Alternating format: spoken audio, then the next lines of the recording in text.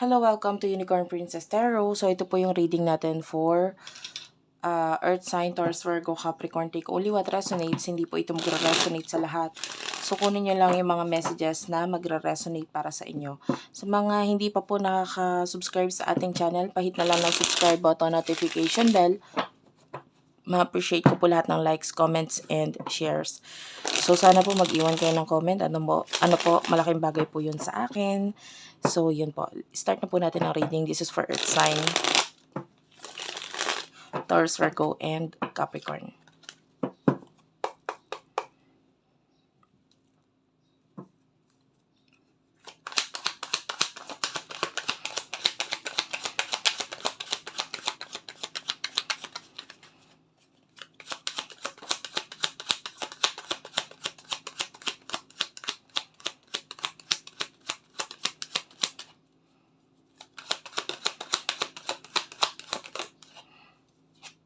You do have here the Ace of Swords, the Ace of Pentacles, and the Knight of Swords.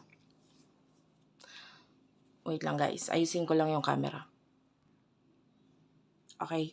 So, ayan. So, nakikita natin dito with the Ace of Swords and the Ace of Coins, maaaring meron ka mga bagay na bagong maiisipan na may kinalaman sa pera. And this could be something new. And nakikita natin with the Knight of Swords, nandito yung gusto mong gawin ito. And then, pinupush mo na gawin ito na sa madali ang panahon or as much as possible magawa mo agad-agad.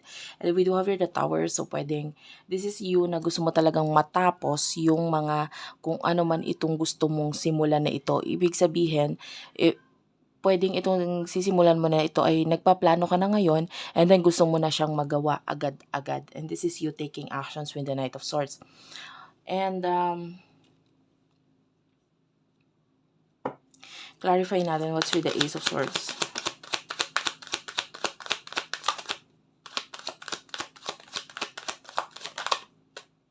We do have here the Eight of Wands,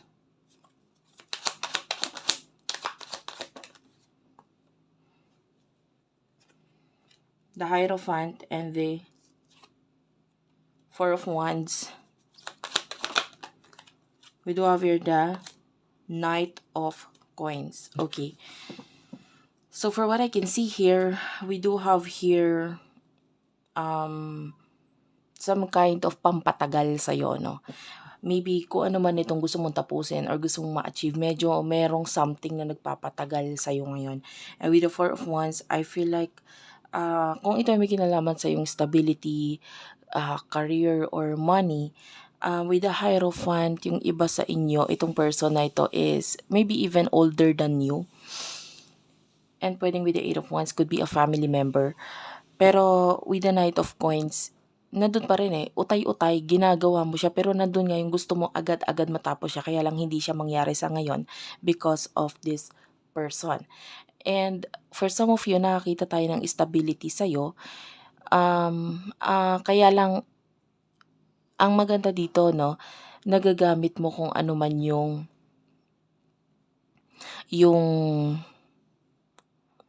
lakas ng pakiramdam mo dito, or kung ano man yung mga, I don't know, you could be a very traditional person. Ayan, yung pagiging relihiyoso mo or yung mga bagay na pinaniniwalaan mo, nagagamit mo or nagagawa, na ibubuhos mo kung saan, ano man ito nagbibigay ng stability sa'yo, maybe sa career mo. And we do have the Three of Swords yan. Sobrang nahihiraman ka kasi nga pwedeng nasasaktan ka ngayon dahil medyo nagiging mabagal nga sa'yo ang lahat. Okay, which is pwedeng hindi ka sanay sa ganito. Okay, so kuha muna tayo ng messages pagdating sa love for Earth Sign.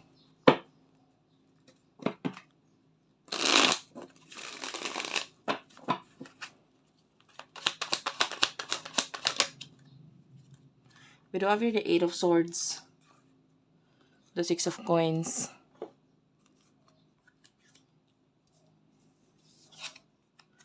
the Four of Coins, and the Two of Coins. We do have here the Star, Aquarius energy. So actually meron ng person na nakikita dito na parang ang tingin niya sa'yo, you are the star, you are my wish fulfillment. At saka mataas ang tingin sa'yo nitong taong to eh. Palaban ka kasi masyado, and also at the same time, pwedeng nakikita niya kung ano yung kagalingan mo spiritually. And I don't know, pwedeng nagkakaroon ng some kind of ending sa inyong dalawa nitong person na ito. And pwedeng yung iba sa inyo nag-iisip ka na, nagdadalawang isip ka kung gusto mo pa mong makipag-reconcile sa person na ito. So pwedeng may ending. This could be someone in the past. And the person na to, with the 6 of coins, parang kailangan niya ng tulong. But with the 8 of swords, maaaring hindi niya sinasabi ito sa'yo sa ngayon. But yeah, may pagpipigil tayo nakikita dito sa person na ito. And with the 4 of coins, yeah, nahihirapan siya. Pwedeng may kinalaman sa kanyang savings or money.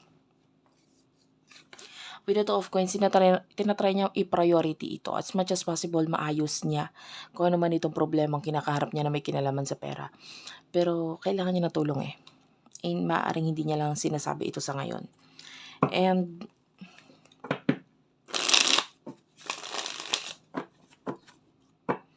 pwedeng yung iba sa inyo, may mga tulong ka na naibigay sa kanya in the past.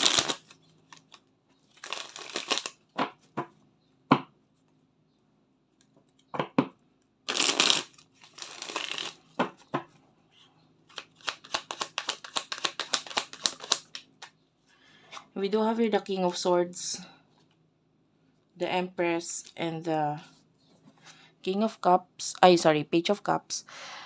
Nakikita natin yung emotions nitong person na ito para sa kailang medyo immature yung person mo. And with the Empress, nakikita natin yung paghanga talaga sa nitong person na ito. But with the King of Swords, ito yung mas nangingibabaw sa kanya. Yung parang wala siyang pakialam, yung parang itong person to masyadong cold, parang ganyan. And medyo stress kasi siya ngayon. At saka at the same time, hindi naman talaga siya pala show ng emotions niya like the King of Swords, no? But with the Knight of Cups, there's a lot of love coming from this person. And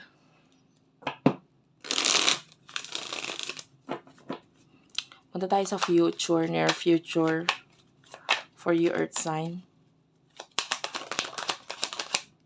You do have the Sun, Page of Swords, Page of Wands,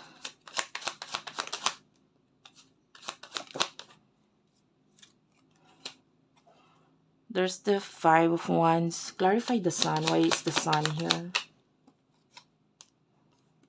9 of Swords and the 4 of Swords. Kukuha pa ako ng cards. This is pagdating naman sa love.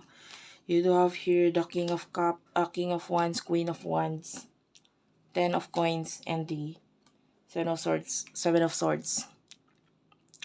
Taurus, Virgo, Capricorn, Aries, Leo, Sagittarius, Gemini, Libra, Aquarius energy. I'm feeling like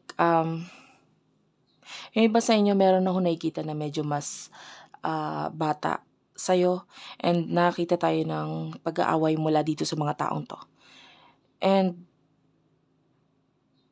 I feel like apektado ka doon, or pwedeng malaman mo yung pag-aaway regarding these people, and pwedeng ikaw yung mag-a-acting na parang ikaw yung papalagitna sa kanila, no? Ito yung nakikita natin sa near future. Maybe may kinalaman dito sa career. Yung iba, pwedeng hindi naman siya mas bata, pero medyo immature silang pareho sa'yo. Okay? So, kaya ikaw yung parang umaarating matanda sa kanila. And then we do have here the Sun.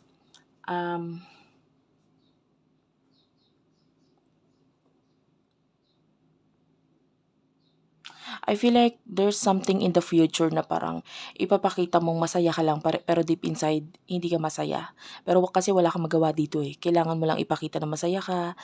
And pwedeng nakakita ka na ng mga problema, stress, ganyan dito sa bagay na ito. Pero with the Sun, nakikita natin na itinutuloy-tuloy mo lang na masaya ka. Kuno dito sa energy na ito. Maybe yung iba sa inyo may kinalaman ito sa family or close friends na issues na pwedeng dumating yung point na maging plastic ka dito sa mga taong ito. Or pwedeng ipakita mo okay ka lang, masaya ka lang, pero deep inside hindi ka natutuwa sa kanila. And then, in the near future, nakakita tayo dito with the King of Wands and the Queen of Coins. This is pagdating sa love.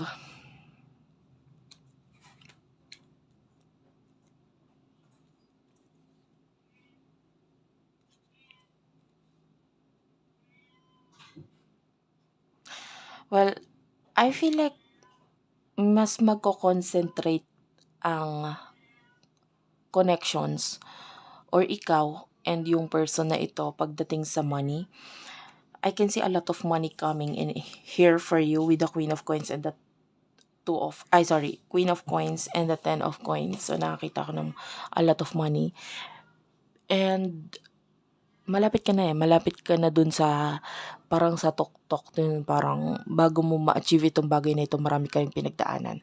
And then yung person mo, I told you 'di ba na kailangan na tong person na ito ng help, like, or pero hindi naman necessarily sa'yo, no? Pero kailangan lang niya ng tulong. Sa ngayon medyo nagkakaroon siya ng problema. And with the King of Wands,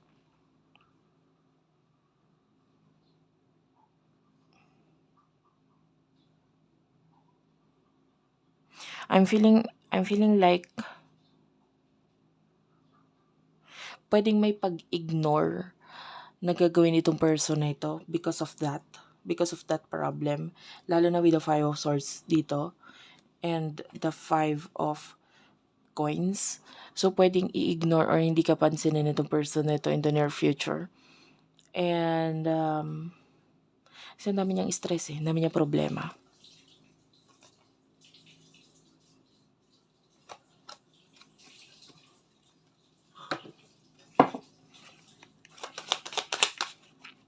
Yeah, you do have here the Devil and the Three of Wands.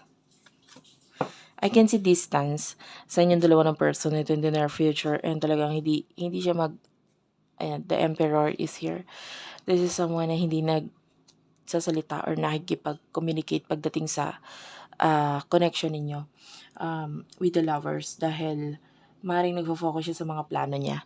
And kasi hindi talaga nagwo-workout para sa kanya with the Three of Swords. Ayan o. And with the Devil, your person could be facing his or her own karma. So in the near future, meron tayong mga karma na nakikita dito sa person na ito. And medyo magiging mahirap para sa kanya. Yung iba sa inyo kasi masyadong mataas ang ego niya, eh. Kahit kailangan niya ng tulong, hindi niya sasabihin na kailangan niya ng tulong. Okay? So, anyway, that's it for now. Thank you for watching. I love you all and bye-bye.